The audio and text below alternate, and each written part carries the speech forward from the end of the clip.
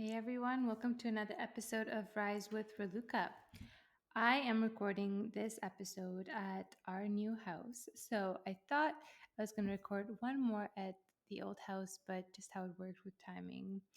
I'm in the new house right now. We haven't moved in yet. We are waiting to, it's actually this coming weekend that we're going to be doing our move of all our major stuff and start to get settled in here. And we're so excited.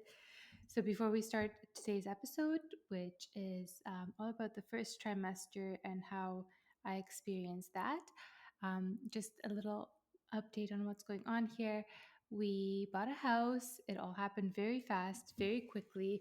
It was just divine timing and aligned. And I'm going to share an episode about that.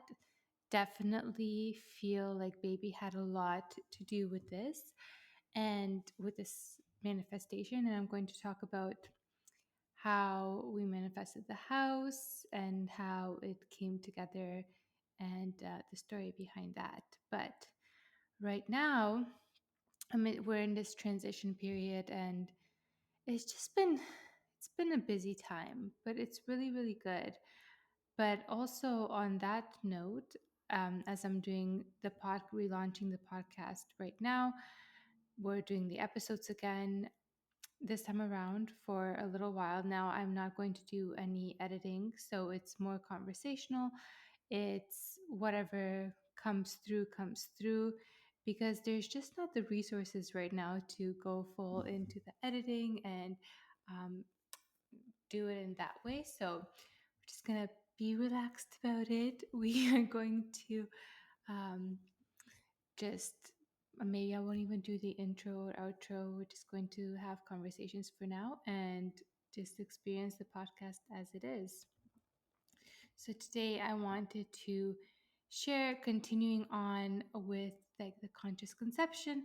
I am going to share about my first trimester experience and how I felt that and how it felt physically as well as energetically. I don't know if everybody notices the energy behind what is changing for them in the first trimester, but I really did, and it was very intense, and it really is a time of transformation. So I want to bring some awareness to that as well. So it may help you as well. And honestly, second trimester feels so different than first trimester. Just gonna have a sip of coffee here. All right, so first trimester, starting from conception, you know, it's not like I knew that I was pregnant right away, but things shifted right away. So I know when baby was conceived, I'm very aware of that. And immediately after, I stopped wanting to drink wine. So we were on vacation, and I was ha- I hadn't been drinking a lot in general before that, but on vacation I was like, I'm just gonna have my wine and just enjoy it. We know it's Italy. How can you go to Italy and not have your cheese and wine and pasta and all the deliciousness? So I was having my wine, and then I felt that shift that I didn't want it anymore. I didn't want alcohol anymore. So that was like one of the first hints, but I didn't think too much about it. I was like, whatever, just energy shifted. And then when I got home and I was making my breakfast one day, I noticed a difference in craving. So I lately I've been loving eggs and meat for breakfast as a meal. And I had no desire for that. And I was like, all I want is a chickpea salad. I wanted something with a lot of vegetables. So I'm like, this is different. This is a change. So this could be something. But again, didn't think too much of it, just kind of noticed these changes and let them go. And then I um, took a test a few days before my period was due, and I was pregnant. And oh my god, I was happy and surprised, and it just felt surreal. I was like, wow, it's time. It's happening. It felt really, really surreal at that time. And at that point, I felt good. I didn't feel any change in energy or any symptoms at that point. Yeah, there was no symptoms at all. I was still like working out, doing weightlifting, trying to do just keep up with everything as it was. And then I think, I don't know, 4 to 6 weeks in, this tiredness hit in. So very I was very fortunate to not have any kind of symptoms, like no nausea, no pains, no aches, just tiredness. Just this tiredness that was so intense. I could just sit on the couch for a minute to watch TV. Oh my god, I want to yawn just talking about this. Just remembering how tired I was. I would just sit on the couch to watch TV for like a few minutes and I would just be out. I could take multiple naps a day. I could sleep for hours at night. I was so tired and my mood was low too. So I was really, really tired. I couldn't even explain it. At some points I was like, is there something wrong with me? Is this just me? Is it my energy? Am I just like depressed or something and this is who I am and this is my energy? But no, it's this tiredness that comes with pregnancy, which is so insane. It feels so irrational. But when you think about what is happening in your body, it makes sense. It feels a little bit crazy because at that point, like the little baby is so tiny. There's like barely anything there, but it takes so much energy for just that initial like explosion of light to happen in order for baby to grow. Like all the genetic imprints, everything that baby is going to be is like happening on a very small scale at that moment, and then baby baby grows. So it seems like so small, but what is happening is so big.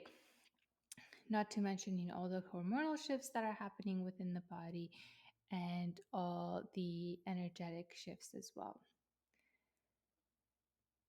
So for the energetics behind it, how I felt in first trimester was, okay, first of all, as a side note, I was getting very frustrated with like the testing, um, just like blood tests and ultrasounds and everything that was recommended in first trimester. And there's other things throughout pregnancy too. But I just, I felt very frustrated by that. Like I didn't really want to do anything. I feel like, I don't know. Not that it's unnecessary. It's just, for me, it felt unnecessary. Like I didn't want to do it. So I did, I did go ahead and do like the blood work and the ultrasounds, but I didn't enjoy that process. I didn't enjoy going in to get blood work done. I felt like a lot of blood taken just to confirm that everything was okay, and I already felt like I knew that. So I don't know. Maybe I would do that part differently and trust my intuition more to not do as many tests as recommended, because we don't have to do anything during pregnancy. There's these tests recommended and there's these like guidelines and whatever, but we don't have to do any of that. You kind of feel like you have to, but it's really your choice. So anyways, if I was to do that again, I probably wouldn't do so many like blood work visits and things like that. But moving on, the energetics behind the pregnancy. So in the first trimester, I felt like happy and excited for this new chapter, but at the same time, I was feeling this grief come through. And there was just this sense of grief of, all the different possibilities that I was closing doors on. I was grieving all these different timelines that were that existed before, because we have all these timelines that we can choose to go in any direction. And when you make an energetic shift, when you make a life choice, you're closing your doors on some of those timelines, which is fine, right? Like, you can't live all timelines, and you trust that you only choose your highest timeline, or you do your best to. But it doesn't mean that there's no grief around that. There's grief around, I'm not no longer going to be a maiden. I'm no longer going to be just me. I'm going to be a mother. I'm going to be like me plus baby, right? Which is going to be amazing, which is going to be life changing, which is going to be heart opening, and all these beautiful things. But it doesn't mean that there isn't grief around that. There was also, like, doubt creeping in, and there was also questions creeping in about what we're going to do moving forward, and where we want to live, and the choices we want to make. So it felt that the first trimester felt beautiful and exciting. And there was also this grief and questioning and doubt that came through. And I think this is important to allow space for. And it's important to feel without any guilt, right? Because when something good happens in our lives, we're like, yes, just be happy, and what a blessing, and just focus on the good. And yes, absolutely, what a blessing. And it is a happy time. But it doesn't mean that you can't have space for grief. And it doesn't mean that you can't honor that part too. So I really want to point awareness to that, because if you are going through your first trimester of your pregnancy, and you're feeling grief, and you're grieving parts of you, and you're grieving parts of your life, and you're grieving, like, different versions of your reality, and what could have been, and other things like that, there's nothing wrong with that. That's completely normal. And in pushing those things down, and in denying them, and in not creating space for them, you're just like, you're just shoving it away, and you're dismissing it. It doesn't mean it goes away. It's still going to come up for you, or it's going to like haunt you. It can create some sort of resentment. So just give space to it. Just allow yourself to feel whatever you're feeling. Allow yourself to feel the sadness, allow yourself to feel the joy, allow yourself to feel all different layers of it, because it's all allowed. So once I processed that grief and those feelings and the doubts and the questions, I started to feel a lot better. And that was, it was absolutely necessary. It came in through with the tiredness and that grief and the energetic shift. So it's something that shifts within us, right? As women, as you're becoming a mother, you are changing who you are. Like, you're changing. And it's not that you're changing into a different person, it's that you're changing into more of you, and maybe you have like less space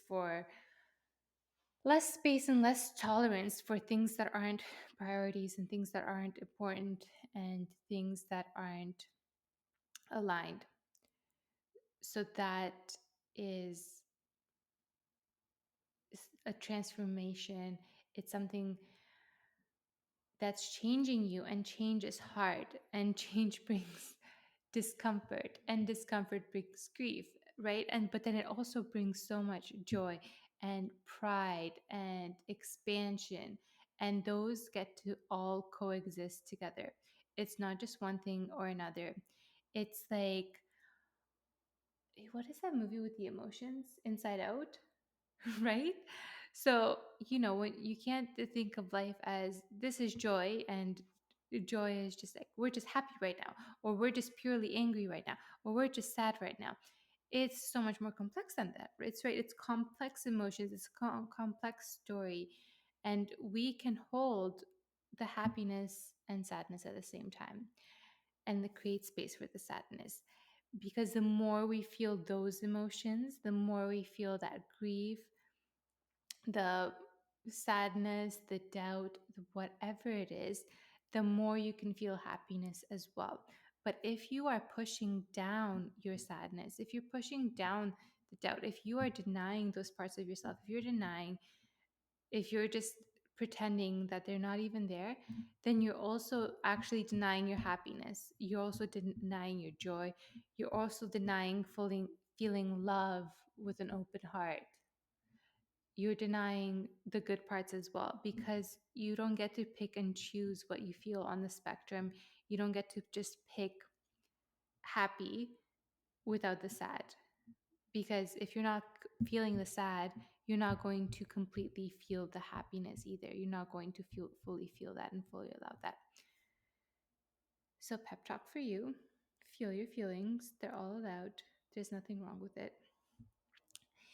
Then the other thing that I noticed, it was this, so maybe like I'm noticing it more in second trimester, but it started in first trimester. It started, like becoming a little bit louder, is that my intuition got stronger. So, not, did it get stronger? Isn't, I don't know if I got stronger, just clearer. Like I noticed it more clearly of what was right and what wasn't right for me. And this type of message and how I would receive the intuition and inner knowing was always there. It's just that it became harder to not pay attention to it while being pregnant. So, whenever something feels right for me, whenever a decision is the right decision for me, so when I come across something, it's usually like the first or second thing I see. This can be like a material thing I'm choosing, or an opportunity, just anywhere to put my energy, anywhere to invest like time or energy, money into, anything to bring into my life. So usually it'll be like a first or second thing I see that will feel exciting on some level, that will feel kind of like light me up. I'll really enjoy it. I'll be like, ooh, I like this thing. But then the mind wants to look at other options, right? Because that's what we were trained to do, to weigh out your options, to see what else is out there, right? There's almost like this fear, like if I just pick this first thing that's right in front of me, who knows what I could be missing out on? Who knows what else is out there that could be even better and even more amazing, right? So I gotta go look at everything, which is impossible to do, anyways. So when I look at those things in the past, I'd kind of like get whirled up in my mind and weigh the pros and cons and like, oh my gosh, which one's the right one? And this one's better because blah, blah, blah. And this one's better because of these reasons. But it's it's been becoming so much more clear when something is the right choice and when something is not the right choice. Because when I look at those other things that are not the right choice, but I'm just like giving them like the time of day, it feels almost like a part of me, like something inside me wants to throw a tantrum. It's like there's like this little kid in there that's like, no, I don't want that. That sucks. That's not for me. It's like this strong physical no that I'm feeling. So the intuition became a lot stronger that way. And I also felt like it became a lot easier to kind of set boundaries or say no to certain things. Part of it was having low energy, right? Like not having a lot of energetic resources to just be like, no, I can't do that. Not a priority for me right now. Like I don't have the energy for it right now. So it helped that way too, to just have even to have stronger boundaries and to say yes to more of the things that were important for me. So yeah, that's basically how I felt the first trimester, the energetics behind it. So I really want to highlight the energetics behind it. I want to, if you are pregnant or thinking about getting pregnant, just honor whatever that first trimester is like, and allow yourself to feel whatever you're feeling, and it's perfectly okay. And also, don't discount that tiredness. It's so real. And then it shifts. Like second trimester, it is surprising how it shifted. But yeah, it's not something, it's no joking matter. And it feels ridiculous. And it doesn't feel like you should be that tired. But it's exactly it's exactly what's normal. And I also want to share like a little more aspects of that, but maybe I'm going to share in the second trimester episode,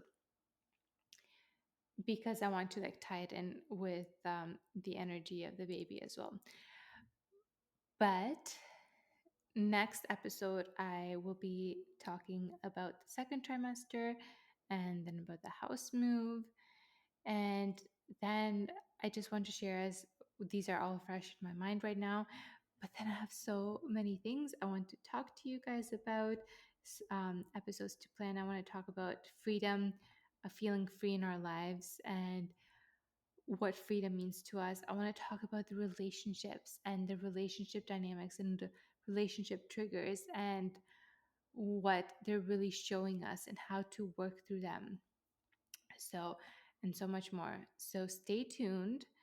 Um, there's a lot more coming, and I hope you're enjoying this casual kind of way of doing podcasts.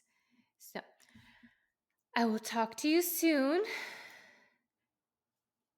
Enjoy your week.